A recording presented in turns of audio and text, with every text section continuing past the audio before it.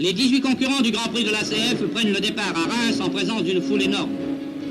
Lancés à 200 km à l'heure, ils vont avoir à couvrir 64 fois le tour du circuit de Gueux pour atteindre le 500e kilomètre. Premier souvenir, c'est le tunnel. Et donc, dans ce tunnel-là, passaient toutes les voitures. Ça se croisait, ça faisait un bruit phénoménal. Mais particulièrement les odeurs.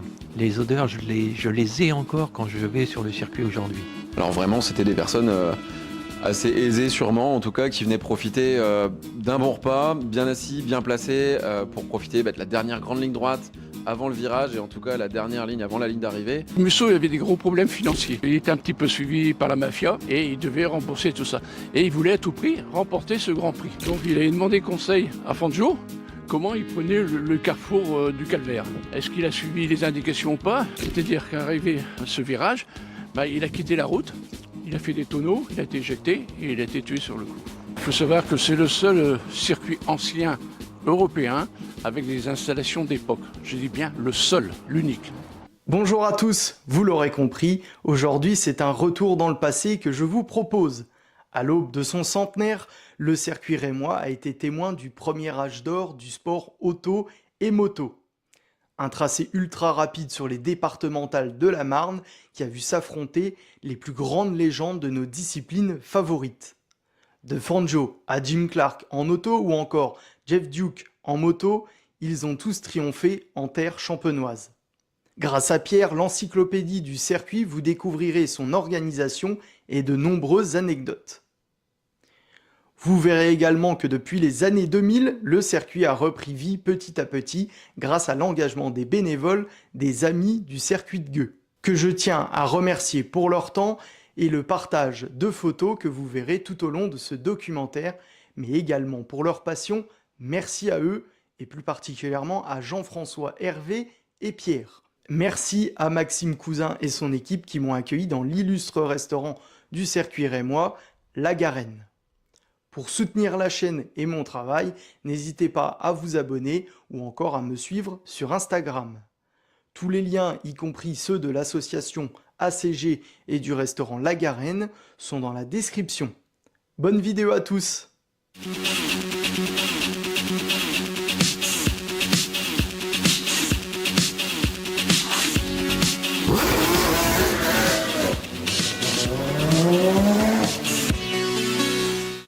Pour commencer cette aventure rémoise, il faut présenter le personnage qui est à l'origine du circuit. Raymond Roche, dit Toto Roche. Il est né en 1892 à Reims. Il est issu d'une famille de chapeliers. Pendant la Grande Guerre, il est fait prisonnier. Il revient en terre champenoise au début des années 20. Et là a commencé son idée comme sportif, l'automobile qui était en vogue à l'époque. Je remets un petit peu dans le contexte de l'après-guerre, la Première Guerre mondiale.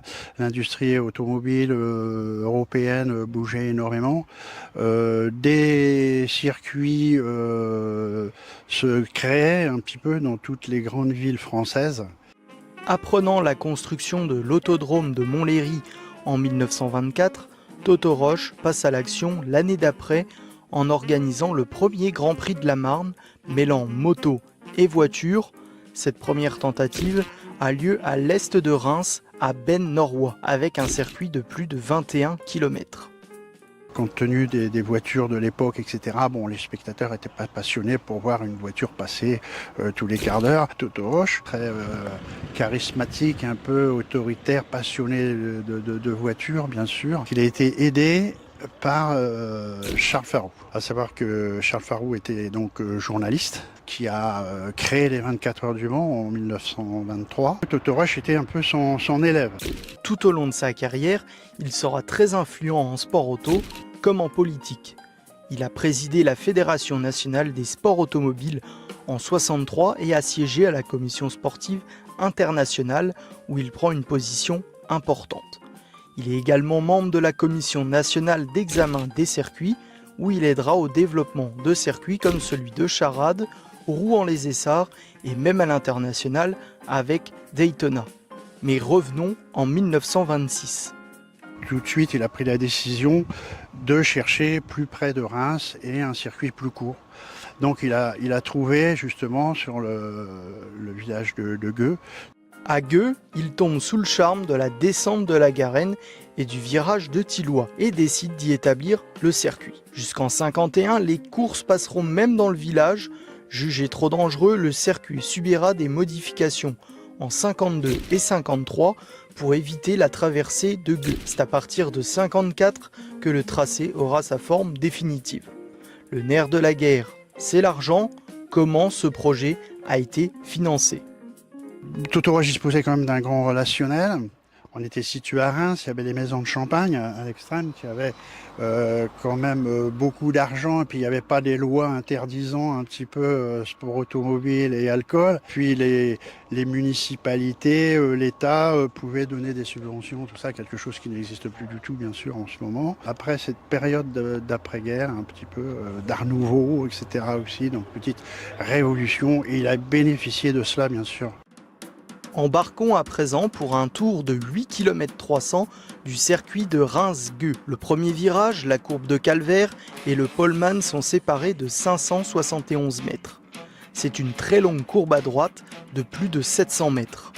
C'était en bout de ligne droite et ça se passait à grande vitesse, très grande vitesse. Et il y avait toujours un enjeu important. C'était le challenge pour les pilotes devaient le prendre à fond. Celui qui n'osait pas le prendre à fond était mal considéré. Il y a eu quelques accidents mortels suite un peu à ce village, notamment Musso, un grand pilote italien. Il faut savoir que Musso avait des gros problèmes financiers. Il était un petit peu suivi par la mafia et il devait rembourser tout ça. Et il voulait à tout prix remporter ce Grand Prix. Donc il a demandé conseil à Fangio comment il prenait le carrefour du Calvaire. Bon, est-ce qu'il a suivi les indications ou pas?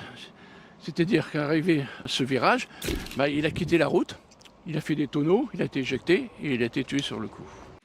Vous l'aurez compris, ce tour, c'est aussi l'occasion d'évoquer les histoires parfois tragiques de ces courses d'antan. Après une ligne droite de plus de 600 mètres, on arrive dans une nouvelle courbe à droite, bien plus serrée que la précédente. C'est la courbe Annie Bousquet, longue de 325 mètres.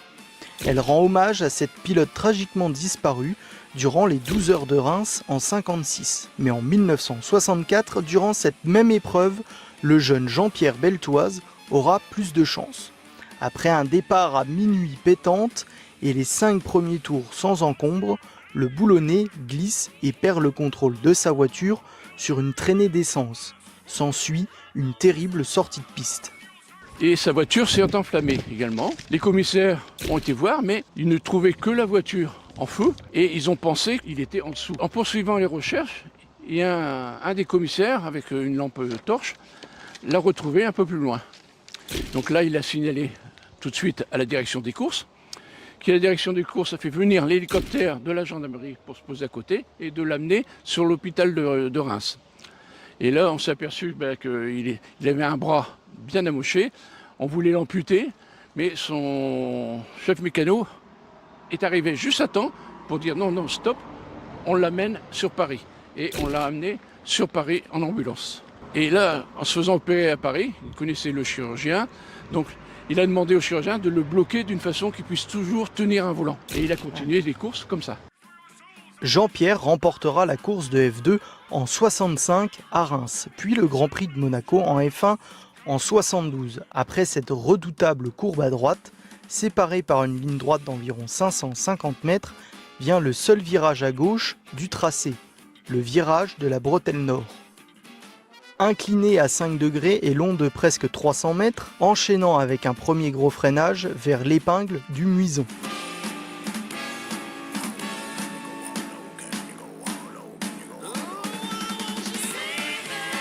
Arrive ensuite l'interminable ligne droite de la Garenne ou de la Nationale, longue de plus de 3 km 200. Cette ligne droite passe par une butte où se situe une pente de presque 9%.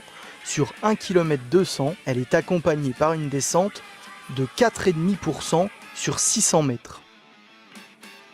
On dit même que dans la descente de la Nationale, ils arrivaient à 300 km/h. Quand on voit les voitures de l'époque, les pneus, c'est assez surprenant. Bill Whitehouse en fera d'ailleurs les frais durant la course de F2 en 57. Le Britannique, de 49 ans, est victime de l'éclatement de l'un de ses pneus à 500 mètres de l'amorce du dernier virage. Alors, à pleine vitesse, sa voiture est déséquilibrée et heurte une bordure en ciment qui projette le bolide en tonneau dans un champ de blé voisin. Cet accident a lieu en début de course et les voitures sont chargées en carburant. La Cooper de Big Bill s'enflamme avec le champ. Les commissaires sont très peu équipés pour faire face à ce genre d'accident et la course n'est pas arrêtée. Ce qui ralentit l'arrivée des secours. Brûlé à 80% avec de multiples fractures, le Britannique ne s'en remettra pas. Après cette terrible ligne droite de la nationale, les pilotes foncent vers le dernier virage, le juge de paix de ce circuit, le virage de Thilloy. Le virage de Thilloy, c'est celui qui faisait en fait le gagnant. Là, c'était plutôt de la stratégie pure. Il y avait des stratégies d'aspiration, des stratégies de freinage au dernier moment, et l'objectif n'étant pas d'être le premier au virage de Thilloy. Et en général, celui qui était en tête avait peu de chances de le remporter. Ce dernier virage était très complexe et bon nombre de pilotes, trop ambitieux, ont perdu tout espoir au Thilloy. Le plus stratège fonce vers la ligne d'arrivée qui se situe à 1 km 400. Cette ligne droite fait en réalité 2 km de Thilloy jusqu'à la courbe du Calvaire. Le circuit rémois en chiffres, c'est une largeur de piste de 7 mètres. Aujourd'hui, les circuits modernes font presque le double. Les limites de piste sont faites par des bordures de trottoir en béton peint en blanc, haute de 6 cm, suivi d'un accotement gazonné large de 3 mètres, avant bien souvent un fossé en guise de tremplin en cas de sortie de piste.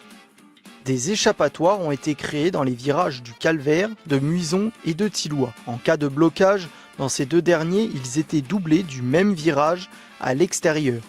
Ils étaient aussi utilisés par les pilotes les plus fourbes pour dépasser, comme en 58 dans le premier tour, sans pénalité à l'époque. Ou encore en 59 en qualification où Sterling Moss, à la peine en vitesse de pointe avec sa BRM, utilise la doublure du virage de Thilloy pour s'élancer et grappiller de précieux kilomètres par heure. Malheureusement, il échouera à une demi-seconde de la pole.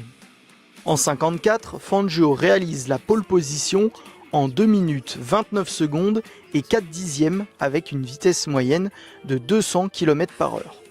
En 66, pour la dernière de la F1 à Reims, Lorenzo Bandini réalise la pole en 2 minutes 7 secondes et 8 dixièmes avec une vitesse moyenne de 234 km par heure.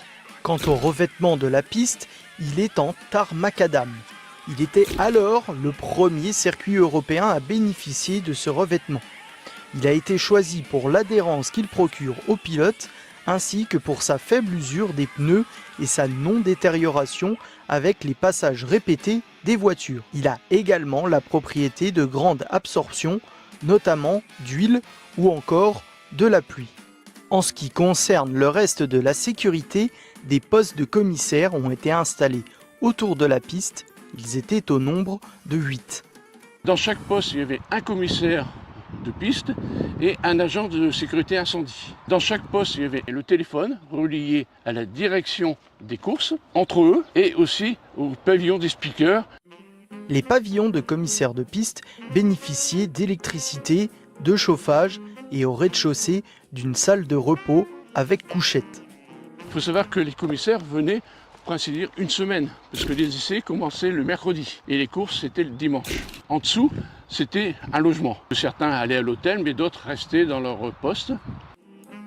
Les commissaires de piste ont bien évidemment un rôle central pour le bon déroulement des courses, et encore plus à cette époque au péril de leur vie, comme lors du Tour de France 58. Sans eux, pas de course et pas de sécurité pour les pilotes et les spectateurs qui venaient en masse autour du tracé. C'est le moment d'évoquer quelques souvenirs. Tous les événements qu'il y avait sur le circuit impactaient toute la région. Toutes les routes étaient déviées dans la région pour libérer les routes nécessaires à faire la création du circuit. dans tous les villages alentours un cortège de voitures qui partaient du circuit, qui retournaient sur Reims. C'était l'époque aussi où les mécaniciens repartaient dans les garages de Reims avec vraiment la voiture qui avait fait les essais. Bon, c'était quelque chose d'incroyable. Donc c'était un bouchon continuel pendant pratiquement une semaine, à tel point que nous, enfants, le circuit de Gueux, c'était le passage des voitures devant notre maison. J'ai d'autres souvenirs aussi, quand j'étais plus adolescent. L'idée était, avec les amis, d'aller sur le circuit de Gueux pour vendre des esquimaux, ce qui nous permettait l'accès à toutes les zones du circuit. Donc en fait, on ne vendait pas d'esquimaux, mais par contre, on circulait partout. Et là, c'était vraiment passionnant. Ce paddock était libre à tout le monde. Et tu vois, tu as des gens partout qui circulent, qui discutent avec les pilotes, qui discutent avec les mécanos. Et même les enfants avaient le droit de monter dans les voitures. Aujourd'hui, on voit ça dans des courses historiques où on peut aborder les pilotes. Arrivé au circuit, on était dans un endroit particulier, une foule phénoménale, un bruit d'enfer.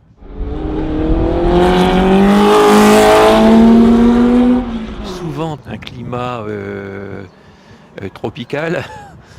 Les chaleurs étaient terribles à l'époque. Les odeurs, je les ai encore quand je vais sur le circuit aujourd'hui.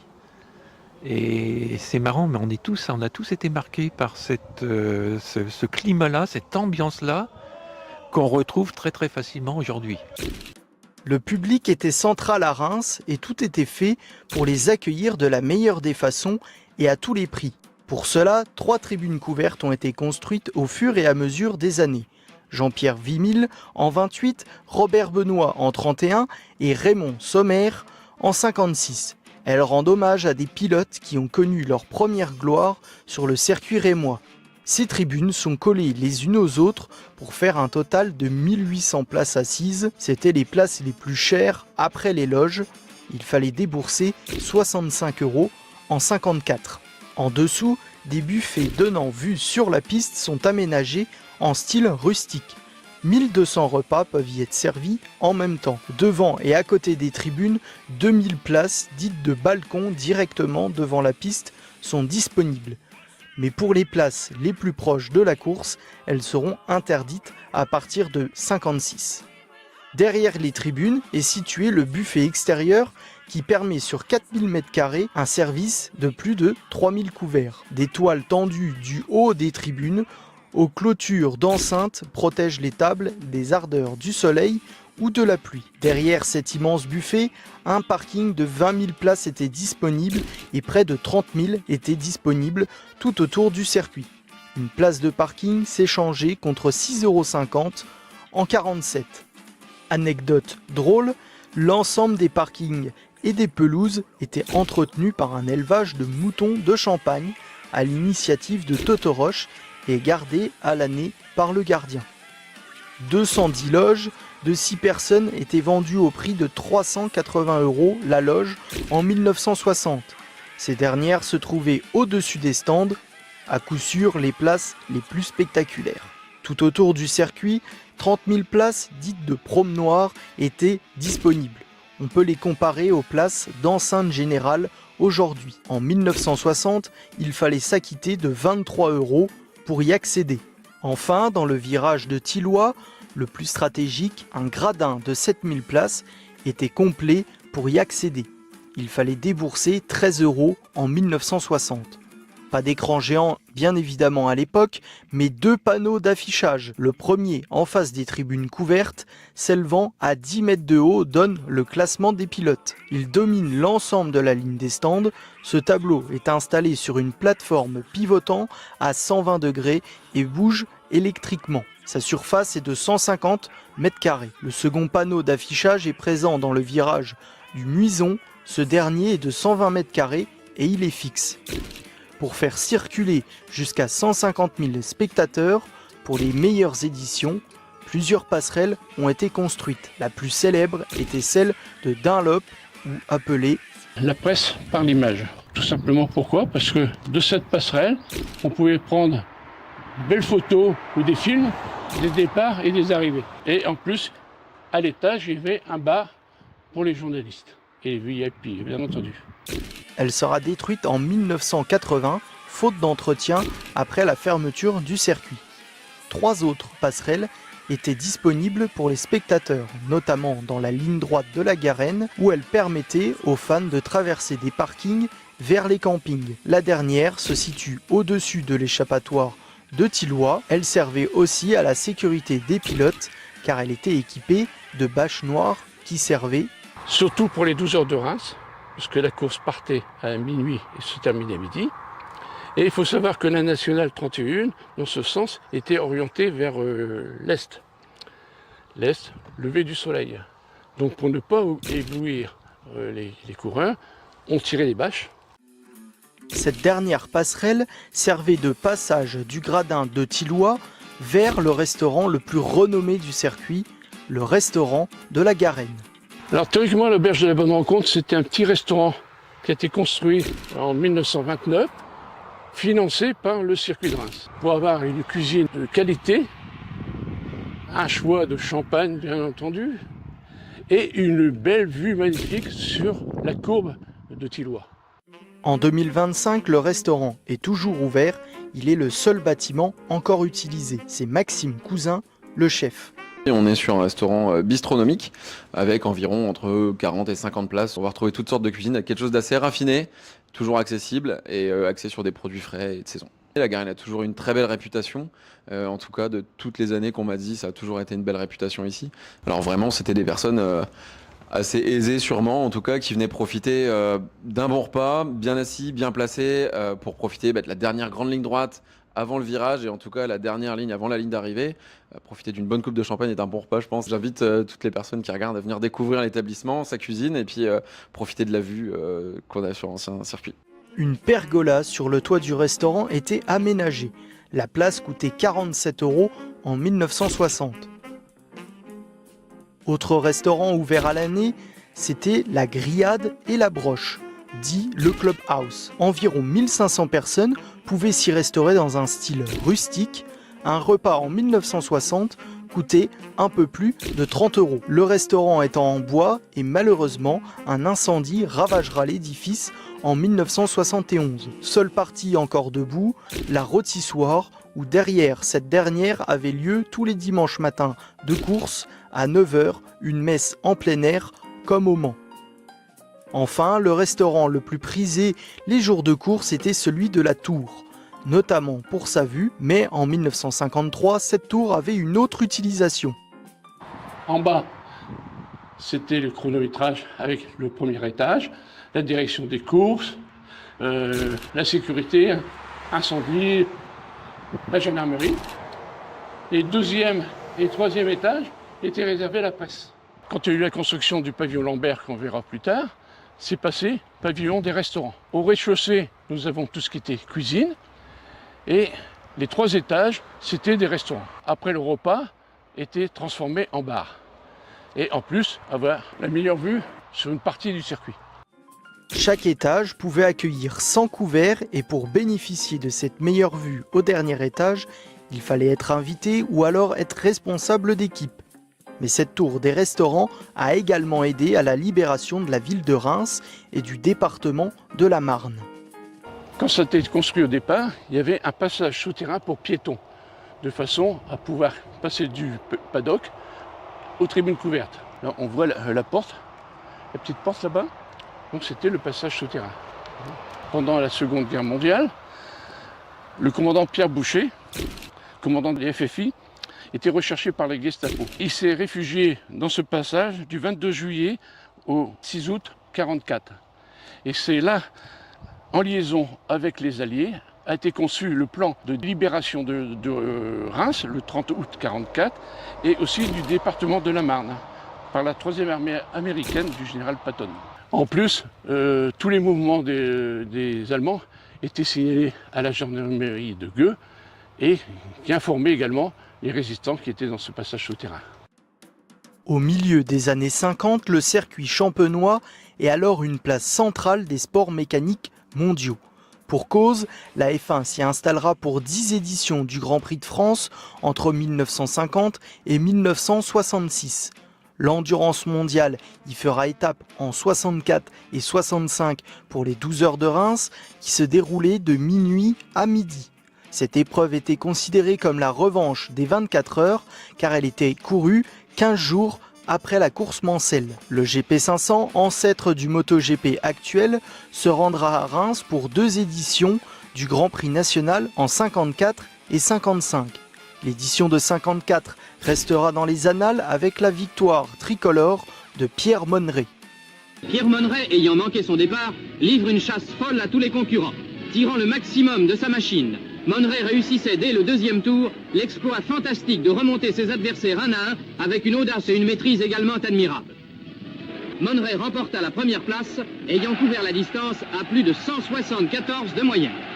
Cet exploit sera réalisé sur une Gilera. Plus tôt dans la journée, il remportera la course support de 350 cm3. Pour revoir un Français gagner le Grand Prix de France, il faudra attendre Johan Zarco en 2025 au Mans, 71 ans plus tard. En F1 aussi, l'histoire s'est écrite à Reims. En 54, c'est Mercedes qui débute en Grand Prix avec leur impressionnante W196. Elles sont très redoutées car beaucoup de moyens techniques ont été mis en place par Mercedes, notamment une carrosserie enveloppante spécialement adaptée aux circuits rapides comme Reims ou Monza. Cette recherche en aérodynamisme permet à la marque à l'étoile d'avoir une vitesse de pointe frôlant les 290 km/h. Dès les essais, les craintes des adversaires deviennent réalité. Fangio franchit la barre des 200 km/h de moyenne sur un tour. C'est une première à Reims. Fangio remporte alors 50 bouteilles de champagne pour cet exploit. Il les donnera à ses mécaniciens puisque l'Argentin ne consommait pas d'alcool. Cette tradition se perpétuera les années suivantes, comme en 58 où Ossorn repartira de Reims avec pas moins de 300 bouteilles de champagne qui étaient alors données au premier pilote à 200 puis 210 km/h de moyenne. Il sera aussi le poleman lors de cette édition. Mais retour en 54 avec la pole réalisée sans surprise par la Mercedes de Fangio. L'arrivée de la firme allemande provoque un très grand engouement. Le public ne s'y trompe pas avec plus de 100 000 spectateurs pour assister à la domination des flèches d'argent. Leur fiabilité, leur vitesse de pointe et leur rythme démentiel verront la victoire de la légende argentine, même pas perturbée par une averse à mi-course. Il parcourra les 506 km en 2h42. Fangio a un lien très particulier avec le circuit rémois, car il effectuera ses débuts en compétition internationale à Reims en 48. Il remportera 3 fois le Grand Prix de F1 en 50, 51 et 54. Et il terminera sa carrière également à Reims en 58. La dernière édition du GP de F1 en terre champenoise en 66 n'est pas avare en rebondissements et cela commence dès les qualifications où Jim Clark heurte un oiseau à pleine vitesse durant la journée du jeudi, se blessant sérieusement à l'œil gauche. Un caillot de sang s'est formé, affectant la vision du champion du monde. Il ne participera pas à la suite du week-end. À l'issue des essais, Lorenzo Bandini est le favori. Il part en pole sur sa Ferrari, beaucoup plus puissante que ses rivaux britanniques. L'Italien imposera un rythme conséquent et seul Jack Brabham arrivera à le suivre pendant une vingtaine de tours en prenant l'aspiration de la Ferrari.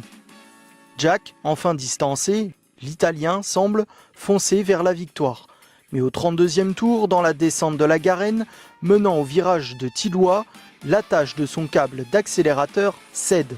Lorenzo Bandini négocie l'épingle sur sa lancée, puis s'arrête sur le bas-côté et descend de sa voiture pour effectuer une réparation de fortune à l'aide d'un fil de fer récupéré sur un ballot de paille. Il pourra ainsi rejoindre son stand quelques minutes plus tard, mais la course est évidemment perdue pour lui. Malgré un jeu d'équipe entre Bandini et Parks, pour tenter de remonter sur l'Australien, c'est bien Jack Brabham qui s'impose après 1h48 et 398 km d'efforts intenses sous une chaleur écrasante. Mais la course qui caractérise le mieux le tracé rémois, c'est l'édition de 1953. Le temps est chaud et ensoleillé en ce dimanche de course. Les 3 Ferrari d'Ascari, Ossorn et Villoresi sont annoncés comme favorites face au Maserati moins fiable de González et Fangio. Avant la course, l'équipe Maserati a pris la décision secrète de faire partir José González avec un réservoir à moitié plein pour adopter d'emblée un rythme très soutenu dans le but de faire casser les Ferrari. Après 20 tours, González est seul en tête avec 20 secondes d'avance sur un groupe composé des 3 Ferrari qui s'échangent la deuxième place depuis le début de la course au jeu des aspirations. Fangio, ayant pris un départ plus précautionneux, passe à l'action et rattrape coup sur coup les 3 monoplaces de Maranello pour se retrouver en tête au 29e tour suite à l'arrêt au stand de son coéquipier pour remettre du carburant. Osorn est alors le seul à suivre le rythme du champion argentin et une très longue bataille s'engage entre les deux pilotes. Ils sont roue dans roue, voire côte à côte dans la ligne droite des stands. À chaque boucle, le même scénario se répète. Fangio a quelques mètres d'avance au passage de Muison, mais la Ferrari du Britannique bénéficie d'un bien meilleur freinage et recolle à la Maserati au freinage de Tilloy. Le public, partagé entre les supporters du champion argentin et ceux du jeune Britannique, se passionne de plus en plus. Le suspense étant à son comble. La lutte atteint son apogée dans le 50e et dernier tour de course au moment d'aborder pour la dernière fois la ligne droite de la Garenne. Fangio a une longueur d'avance, il est cependant handicapé par des garnitures de frein fatiguées et la perte de son premier rapport de boîte. À l'approche de Tilloy, il retarde au maximum son freinage, mais Osorn parvient à freiner encore plus tard. Sortant le premier du virage alors que l'Argentin doit corriger un léger travers qui lui fait perdre le contact. Acclamé par la foule, le jeune pilote Ferrari franchit la ligne d'arrivée 1 seconde devant Fangio, qui manque de se faire déborder au finish par son coéquipier González, bien revenu, qui a bataillé également face à Ascari, 4e à quelques longueurs. Finalement, moins de 5 secondes séparent les 4 premiers de l'épreuve, dont l'intensité lui vaudra le nom de course du siècle par les journalistes de l'époque. Mike Osorn est le premier pilote britannique à gagner en F1 après un combat de 2h44 et 500 km. D'ailleurs, cette année-là marquait l'inauguration de la tribune de presse. Au rez-de-chaussée, nous avons un restaurant pour les spectateurs. Au premier étage, on a un restaurant uniquement pour les gens de la presse. Et 3e étage, par gradin, avec des pupitres. Au milieu de ces gradins, il y avait un endroit où se trouvaient les 18 postes des PTT pour communiquer les résultats sur Paris, dans les différents journaux. Cette tribune de presse pouvait accueillir 140 journalistes avec les places pupitres et 200 autres à l'avant du premier étage avec un gradin supplémentaire. Elle rendait hommage à Paul Burette et Albert Réville qui sont les 2 premiers présidents du circuit de Reims. Les journalistes étaient très bien reçus et avaient, avec le 3e étage de la tour des restaurants, la meilleure vue. Elle commençait à partir de la descente de la Garenne en comptant le virage de Tilloy ainsi que toute la ligne droite des stands jusqu'au-delà de la passerelle Dunlop. Pour permettre aux journalistes d'être au courant des derniers incidents, se trouvait juste à leur droite le pavillon des speakers, avec leurs illustres commentateurs des années 50 et 60 que sont Yvonne et Georges Fréchard. Georges était également speaker pour les 24 heures du Mans de 1957 à 64. Ils étaient épaulés par leurs homologues anglais, allemands et italiens. Le pavillon était équipé au rez-de-chaussée du nécessaire à vivre, lit, sanitaire. Au premier étage, la salle des speakers comporte des liaisons téléphoniques en direct avec toutes les installations du circuit.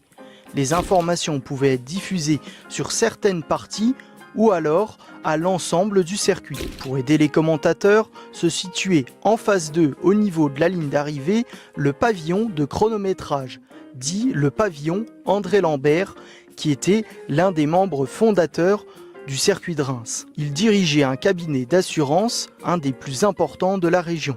Son cabinet assurait les pilotes pour la course, car à cette époque, l'assurance se faisait course par course. Nous avons au rez-de-chaussée, il y avait la direction des courses, le service d'ordre, police bien sûr, la protection incendie, le central téléphonique des postes des commissaires, les services de haut-parleurs. À l'étage, il y avait le service de chronométrage et téléscripteur. Alors dans le service médical, il faut savoir qu'il y avait aérien et ambulance. Parce qu'il y avait déjà un hélicoptère sur place, quelquefois 2, pour les courses. En général, c'était les hélicos de la gendarmerie.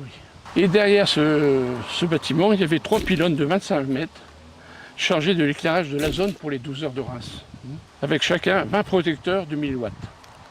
Ces pylônes permettaient d'éclairer environ 300 mètres au niveau de la ligne d'arrivée. En ce qui concerne le reste du tracé, il se faisait dans l'obscurité la plus totale. Seuls les garages des stands étaient éclairés, ce qui n'apportait que très légèrement de la luminosité à la ligne droite des stands. Un groupe électrogène autonome, produit spécialement pour le circuit, complétait les installations afin de garantir l'éclairage des pavillons.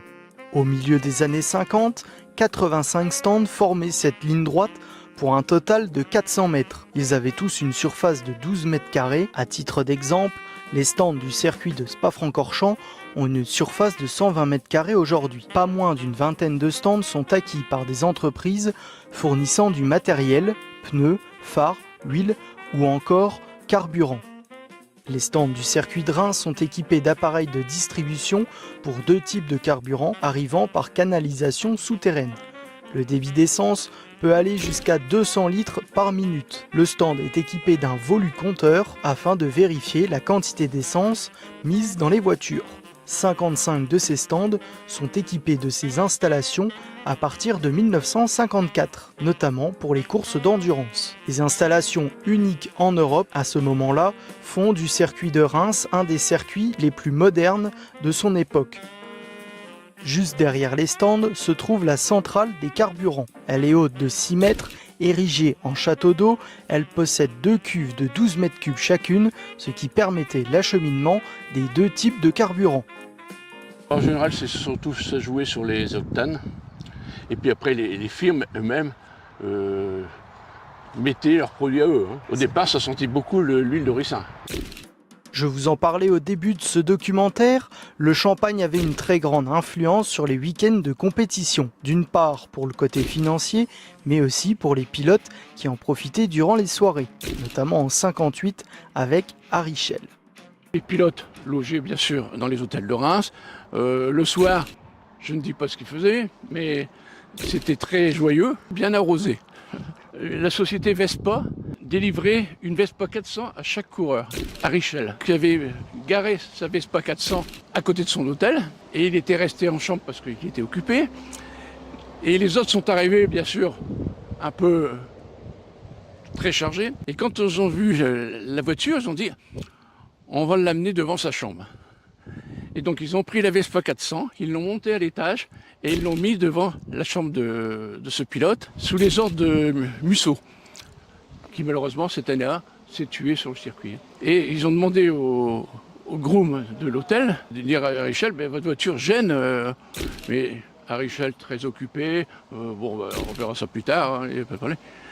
Et c'est seulement le matin, quand il a ouvert sa porte, il s'est vu avec la Vespa 400 devant. Et là, c'est pas les pilotes qui l'ont descendu, c'est les pompiers de Reims. Vespa, qui comme beaucoup d'autres a sponsorisé les courses à Reims, le circuit champenois a su être reconnaissant puisqu'en 1956, sous l'impulsion de la revue de l'action automobile et touristique, elle crée le bloc Habitat pour ses plus fidèles financeurs, dit aussi le stand des marques. Sa création permet un réceptif privé afin de générer de nouveaux business. On pouvait donc retrouver au rez-de-chaussée un magasin d'exposition modulable à la volonté des marques. Des bars y sont créés spécifiquement pour les producteurs de champagne. À l'étage, on y trouve tout le nécessaire pour y loger durant la semaine de compétition. Les pilotes s'en servaient également pour se reposer. Le journal L'Union ou l'Automobile Club de Champagne, par exemple, y avait leur bail. Malgré tous ces investissements, le circuit de Reims ne sera jamais rentable. À la fin des années 60, il croule même sous les dettes, ce qui coûtera la place de Totoroche. Se rajoute la vitesse des voitures toujours plus grande, ainsi qu'une nouvelle génération de circuits beaucoup plus techniques et surtout beaucoup plus sûrs qui rendent le circuit obsolète. En 68, un contrôle du circuit a lieu. D'importants travaux de mise aux normes sont à prévoir.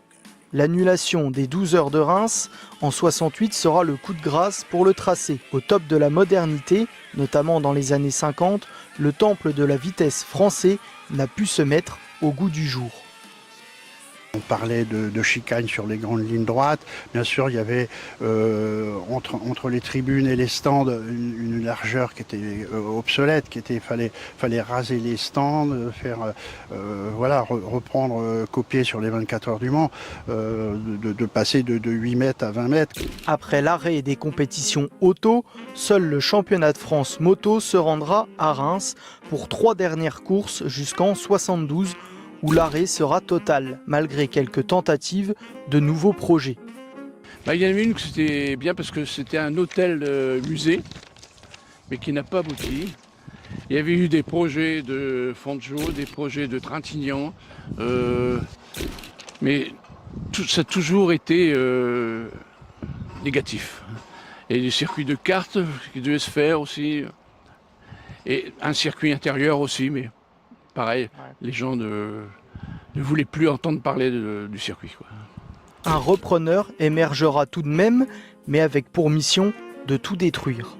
Racheté justement par Max Rousseau, un entrepreneur rémois. Dans le contrat que j'ai pu lire, donc était stipulé qu'il devait tout démonter et tout raser.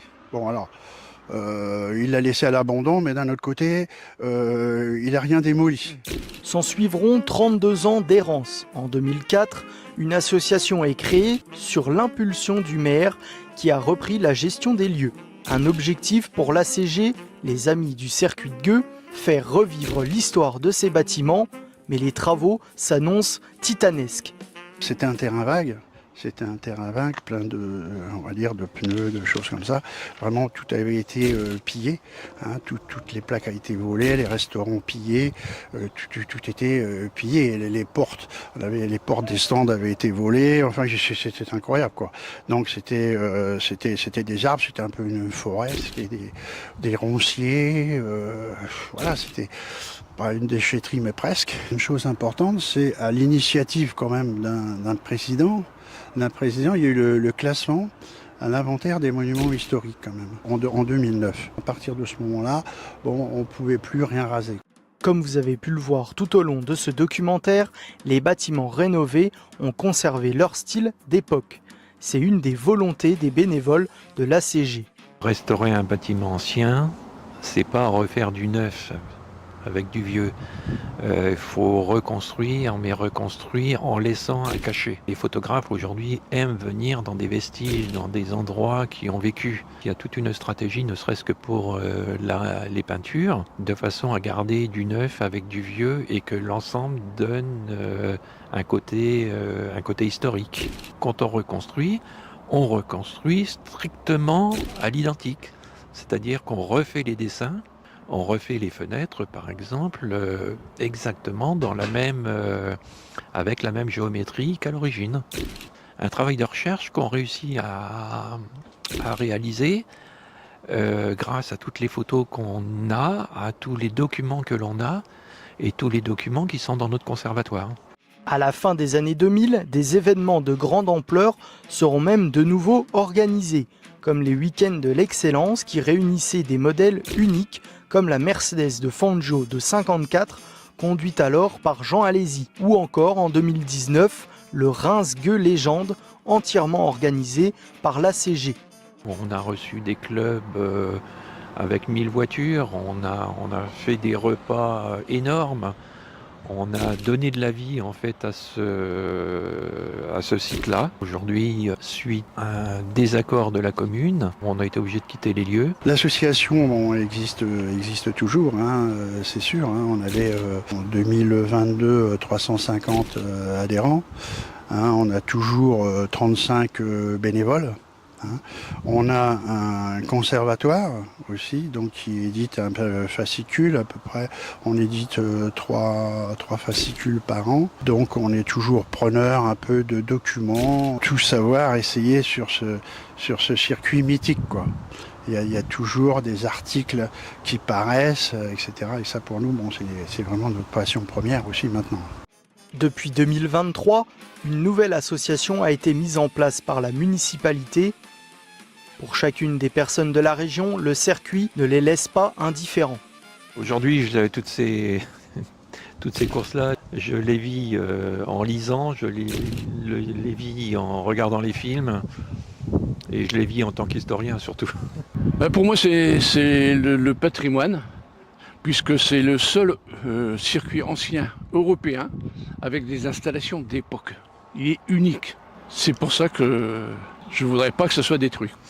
Pour nous, ça évoque un attrait sportif, touristique et aussi aujourd'hui, autant qu'hier, pour nous, c'est aussi beaucoup de clients un peu plus âgés maintenant qui viennent et qui nous racontent leurs souvenirs liés à ces week-ends-là qui se passaient. C'est toujours super intéressant d'avoir leur expérience là-dessus. On a beaucoup qui étaient chefs de poste en général, qui viennent nous raconter, qui ont vu les pilotes. En fait, ce circuit, c'était aussi une proximité avec les visiteurs. Ils pouvaient vraiment accéder au stand. Il y a une vraie proximité avec les pilotes et les voitures. Et pour nous, tout ça, c'est quand même formidable d'avoir ces souvenirs-là et d'avoir cet attrait touristique que ça représentait pour la région à l'époque. Pour moi, le circuit de Reims représente plus que le circuit parce que ça représente aussi l'ACG. Le circuit, bon, je ne l'ai pas suffisamment vécu parce qu'il s'est arrêté trop tôt. Par contre, la suite avec la CG représente beaucoup de choses pour nous puisque on a une vie d'association. On a aujourd'hui une trentaine de bénévoles actifs avec lesquels on a œuvré pendant des années et des années et avec lesquels on a des liens privilégiés. Le circuit de Reims reste une légende du sport automobile mondial. Par ses installations uniques en Europe dans les années 50, elles font du circuit de Reims un des circuits les plus modernes de son époque. C'est aussi une des raisons pourquoi le circuit est encore dans les mémoires des passionnés. Témoin de courses mythiques et de pilotes d'exception, il incarne le premier âge d'or de la F1. Malgré sa fermeture, il continue de faire vibrer les nombreux passionnés, se donnant rendez-vous le long de la départementale 27. Grâce à l'action des bénévoles, ce patrimoine unique est préservé, rappelant que la mémoire des circuits ne s'efface jamais vraiment.